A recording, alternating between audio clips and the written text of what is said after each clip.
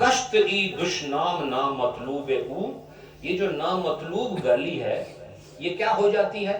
چونکہ گالی مطلوب نہیں ہوتی، مطلوب وہ چیز ہوتی ہے جس کو آپ پسند کرتے ہیں یا چاہتے ہیں کہ آپ کو مل جائے. کون چاہتا ہے اس کو گالی ملے؟ اس لیے رومی صاحب نے دشنام کہتے ہیں گالی کو. دشنام کسے کہتے ہیں؟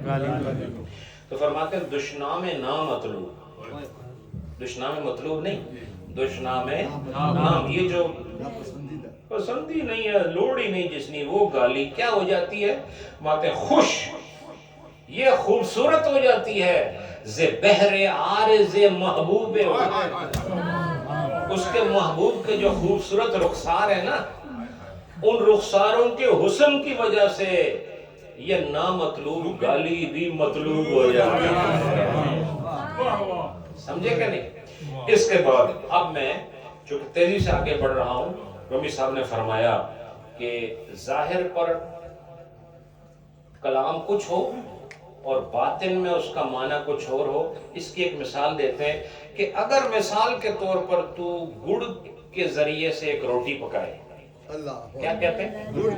گڑ اکٹھا کرے، بولو، گڑ اکٹھا کرے اور اس کو پھر روٹی بنا دے. کیا کر دے؟ روٹی بنا دے. تو رومی صاحب فرماتے ہیں جب تو کھائے گا تو وہ روٹی نہیں ہوگی، گڑ ہی ہوگی. اچھا، ذائقے میں لگتی کیا ہے؟ روٹی، لیکن کھاؤ گے تو گڑ. تو فرمایا جس طرح اگر گڑ کی روٹی بناؤ اور وہ کھانے کے وقت روٹی نہ لگے اور گڑ ہی ہو، اسی طرح ظاہر اس کا روٹی ہے، باطن اس کا گڑ ہے. اللہ والے کا ظاہر جو ہے وہ کلام تو ہمیں مکروہ نظر آتا ہے، اصل میں وہ مشروع ہوتا ہے. سمجھے کہ اس کو کیسے کہتے ہیں؟ از شکر گر شکل نانے میں پزی، از شکر گر شکل نانے میں پزی، تو میں کند آید نانا چومے مزی. فرماتے ہیں کہ اگر تو شکر کی روٹی بنائے، پکائے، تو اس سے بھی تجھے شکر کی خوشبو آئے گی، ذائقہ آئے گا جب تو اسے کھائے گا. جب تو اس کا مزہ لے گا تو اس میں سے روٹی کا مزہ نہیں آئے گا، بولو، اس میں سے روٹی کا مزہ نہیں آئے گا، بلکہ کس کا مزہ آئے گا؟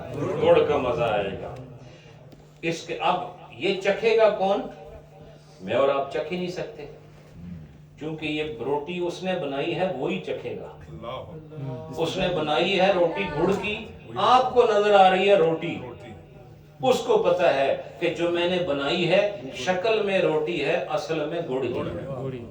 ہاں، تو پھر اس کا حکم اور ہے، تھوڑا حکم اور ہے. سمجھے کہ نہیں؟ اب جو مثال دے رہے ہیں، بس میں یہ جلدی آگے جا رہا ہوں، بڑی خوبصورت مثال ہے.